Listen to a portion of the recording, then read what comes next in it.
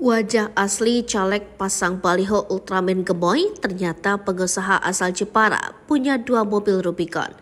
Jelang pemilihan umum atau pemilu 2024, sejumlah baliho calon legislatif atau caleg terpasang di pinggir jalan.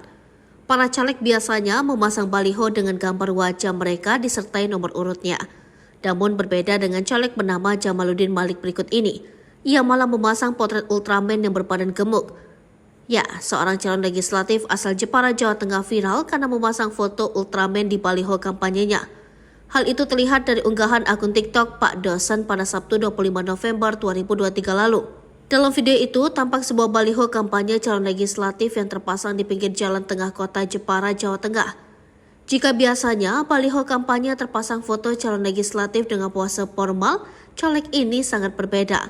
Caleg dengan nomor urut 5 itu di Jepara tersebut malah memasang foto Ultraman. Dalam baliho itu juga tertulis jika Jamaluddin Malik merupakan caleg DPR RI dari Partai Golkar untuk Dapil 2 Jateng yang meliputi wilayah Kudus, Jepara, dan Demak. Dilansir dari sejumlah sumber, caleg satu ini adalah pengusaha asal Jepara. Salah satu bidang yang digeluti Jamaluddin adalah usaha skincare. Hal itu terlihat dari akun Instagram miliknya JM4 Indonesia. Dalam akun itu, Jamaluddin kerap mengunggah video tentang skincare miliknya. Jamaluddin Malik lahir di Jepara pada 1 Mei 1989 sebagai anak pertama.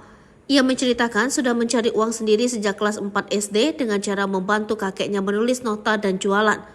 Dirinya juga punya koleksi 2 mobil Rubicon warna hitam dan kuning yang kerap digunakan untuk menunjang kampanye. Dalam unggahan akun TikToknya, Wish Jordan, terlihat tim kampanye Jamaluddin turun ke jalan-jalan mengenakan kostum Ultraman. Tim ses Jamaluddin juga kerap membagikan kaos. Kaos itu diletakkan di bawah tiang listrik dan tempat tak terlihat lain. Selain itu, dirinya juga anggota dari Harley Davidson Club Indonesia.